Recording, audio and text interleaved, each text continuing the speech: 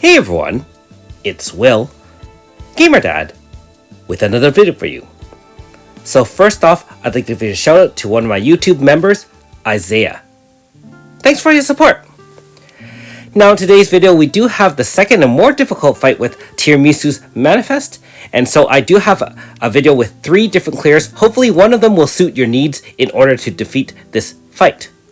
If you haven't already, make sure you like and subscribe to my channel, I really appreciate it. I also do have a Patreon account for those who want to support me this way.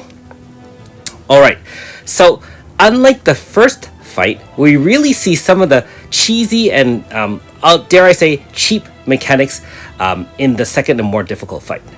Now, first of all, you do have to realize that there are 2 HP stoppers, one at about, 15-20%, and one at about 70% or so.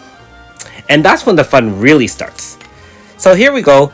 Same aura as before. If you have over 5,000 HP, you do get extra bonuses for your attack.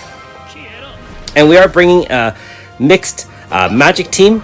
We did use Paper Tiger to turn everyone to be able to exploit the weakness of Tiramisu. So first turn, not much of note. With the weaknesses, Paper Tiger and a few attacks, no big deal at all. The second turn is a little bit interesting because we're actually setting up for the third turn. We used Suzaku Encirclement to get to the second HP stopper and beyond. After the HP stopper is hit is when she clears buffs and debuffs, and so I timed my team's speed and capabilities to apply all the buffs after Suzaku Encirclement. That is Mental Focus, Nocturnal Procession for Power, Int, and Speed, even souping up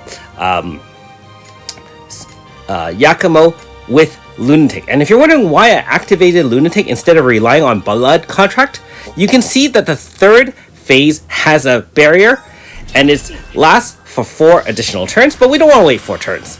We are going to use Ify's unique Barrier Pierce move that gives consumes 1 blood contract on your team, the one that you targeted, and in exchange revives them back to full and then gives them 1 hit Barrier Pierce. So for example, with Yakumo's 5-hit deletion, only the first hit will count as Barrier Pierce, the next 4 will not. Keep in mind also, when she removes buffs and debuffs, she also boosts her own physical and type res up tremendously. I'm estimating somewhere in the 75 to 100% up. The reason why I say that is in my next 2 clears, you'll see exactly what I mean in terms of how much you have to get by. Now keep in mind that when you're using a magic team, you only have to get past the type res. There's no physical attacks, and so you don't have to worry about physical res. This boss does not have magic res, which I'm sure we'll be seeing in future fights. However, magic is by far probably the most straightforward in clearing it, provided you do have Ify and are willing to play around with non-AF strats in terms of consuming the blood contract and then blasting through. Now, it did take me some time to actually get the right timing. Like I said, you really have to activate your buffs after Tiramisu removes all your buffs and debuffs, especially the mental focus and other things. Also, keep in mind that I did have Kumos up front because that extra little bit of shade res down really helps. Unfortunately, without all that setup, you're going to have a very difficult time penetrating through that shield.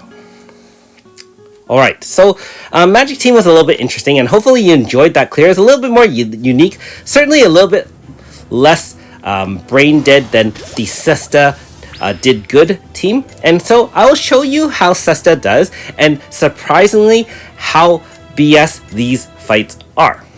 Now this looks like the standard, 1A win team. We have the Fleur Bliss, which will obviously do power and int down 30. We just cast Twin Blade Wolf, and what you're thinking is so easy, right? Well, 3 spam attacks of Twin Blade Wolf should get it done. Not so fast.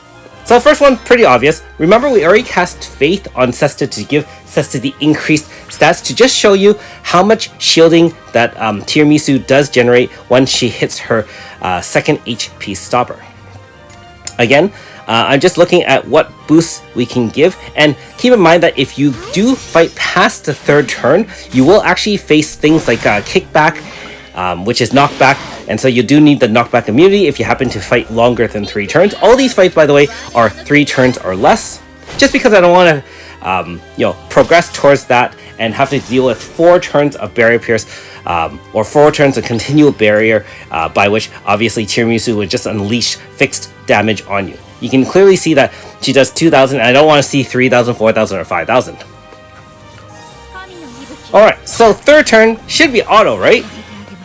I mean, we spam all 5 attacks at once? What the heck just happened there? And keep in mind, it's not that I haven't used Cesta before. I am very surprised, and keep in mind that Cesta does apply Fizz Res Down, Type Res Down, aka Wind Res Down, and was not able to pierce that barrier. Not sure why that's the case, but I suspect, like I said, it's the increased large type shield and physical shield. And so even with my debuffs, was not enough to penetrate that. And so we're just going to spam it here. And since I demonstrated that clearly your Cesta was not able to penetrate it by itself alone, I decided to go with my waifu Suzette, Bolt of Bahamut. Let's just clear that one hit forever. Remember that hers SA move does have Barrier Pierce as well, and of course re-establishes Wind Zone just in case you needed that. In this case, that was all she wrote. Cesta did good, but Suzette did better. And so you definitely need a high level physical resist down as well as type resist down if you are using a physical team by any stretch. I would recommend Fizz Res down of 50 or better, type res down of your element of choice at least 50% or better. So bear that in mind when building a team around it, unless you are using a magic team, in which case you just have to bypass the barrier, at which time only Ify, to my knowledge, can give Barrier Pierce to another unit. Otherwise, your magic team will not have any Barrier Pierce, and you'll still run into the same problems of losing on turns 3 and beyond. Okay, it's pretty standard Grasta. I was equipping the proficiency debuff Grasta only because if you read Tiramisu's moveset, you'll know that she can apply power and int down and also speed down with her moves. And so remember that the moves are reflected in the manifest fight in general. Tiramisu, of course, carries nothing. And just an interesting fun fact, she does not have to have her manifest weapon equipped for you to do the second and final fight. Alright, in our last example, we're going to use the SA Aldo team with a real Barrier Pierce Chainsaw Girl. We also have, of course, Alter Shannon, able to establish Earth Zone. Now, normally I wouldn't recommend Earth on Earth, since that is a kamikaze tactic. However, remember that her attacks, to my knowledge, are basically fixed damage, in case we don't really care about Earth Zone. Now, since the first turn was basically using Scintillating Spirit to convert Aldo, SA, as well as Minoka into Earth and having Earth Zone active, it really is a fact of wearing down to the second HP stopper and the Barrier Pierce. And remember, similar to the second fight with Cesta, we do have the ability to apply elemental res down, in this case earth res down, as well as physical res down, because we really need it in order to penetrate that barrier. Minoka will be able to penetrate the barrier without any sort of qualifiers, as long as she is going to be enhanced with other kind of buffs. Remember that SA Aldo still does have Volcano Blade if you really want to apply crit damage up, and by using Dragon God Slash, it will apply physical res down, even though he does not have Barrier Pierce.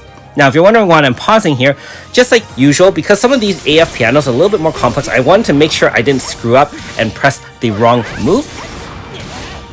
I started with Scintillating Spirit, and then I converted to Cat Spirit Wisdom. And the reason for Cat Spirit Wisdom, of course, is that we need that type res up, in terms of type damage up, and type res down for Earth. And so remember that AS Nakoko's moves do convert or kind of modify or kaleido, or however you want to say it, into the element that is currently in play. And since we have Earth, that is perfect, even though that is her native or basic element.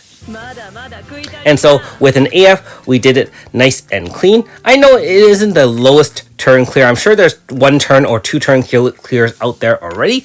But again, as I've mentioned many times on the channel, it's not about, for me, getting the lowest turn clear.